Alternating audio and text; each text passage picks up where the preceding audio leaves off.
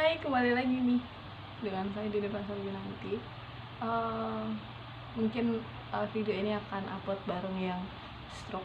Nah, untuk hari ini kita akan membahas tentang asuhan keperawatan kritis pada gagal hepar, gagal hati, gagal liver.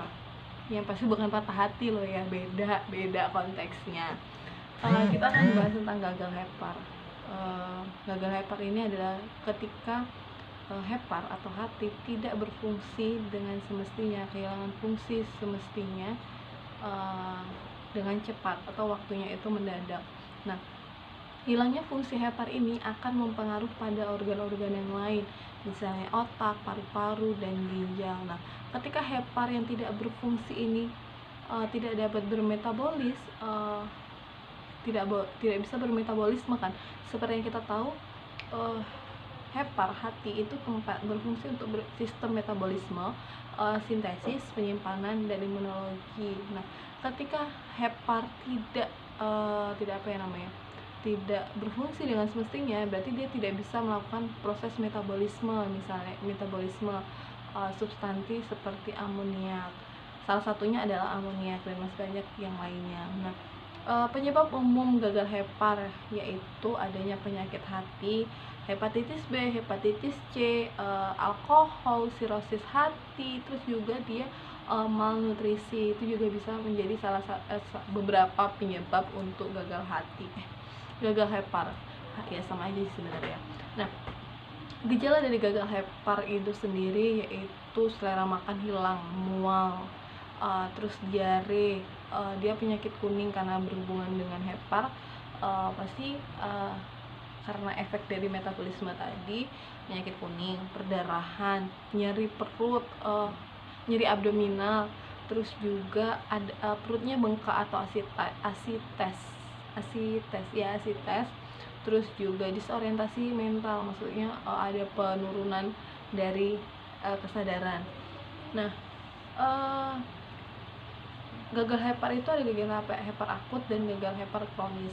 Kalau misalnya gagal hepar akut ini dia yang disfungsinya terjadi dalam waktu berapa hari atau beberapa minggu. Nah, sedangkan pada gagal hepar kronis itu waktunya cukup lama, berbulan-bulan.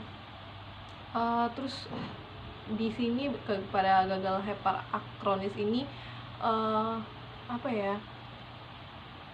heparnya sudah meradang atau sudah inflamasi. Nah, biasanya pada gagal hepar ini dilakukan tes biopsi untuk melihat keparahan kerusakan dari hepar dengan mengambil sedikit spesimen atau sampel dari sebagian kecil hati atau hepar, diambil terus nanti akan diperiksa di laboratorium. Nah, pemeriksaan laboratorium pada gagal hepar itu ada tes darah, INR, fungsi hati, terus panel metabolisme, terus ada screening toksikologi, apakah ada toksik atau bagaimana, terus AGD.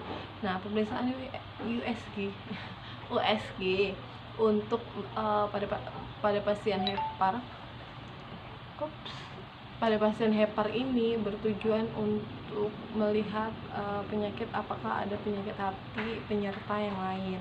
Nah, diagnosis pada kasus ini bisa juga adalah kelebihan volume cairan pada bagian abdominal. Tadi kan ada asites juga kan ya. Terus juga pelaksanaan untuk gagal hepar ini yaitu resusitasi cairan, bukan resusitasi, maksudnya pemantauan cairan, elektrolit dan koagulasi dengan pemasangan kateter, pemberian cairan infus, juga pemantauan tekanan vena sentral. Nah, jika terjadi hipokalemia diberikan juga spironolakton yang digunakan sebagai diuretik. Nah, sebagian besar kematian pada kasus ini adalah perdarahan di saluran cerna atas. Penyebabnya pada pasien ini adalah perdarahan saluran cerna atas. Nah, untuk mencegah itu beberapa tindakan diberikan untuk menjaga pH lambung itu kurang dari 4,5 dengan menggunakan sucral alfalfa. Nah, karena misalnya hepar itu kan metabolisme untuk untuk apa?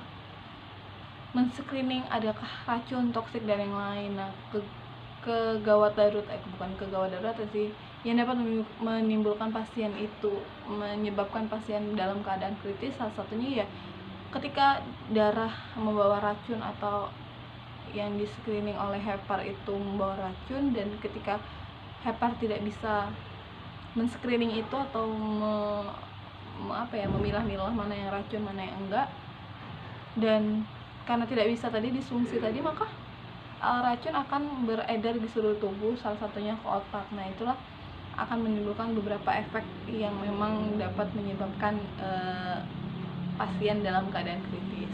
Nah, mungkin ini saja yang dapat saya sampaikan tentang asuhan keperluan kritis. Sampai jumpa dan bye-bye.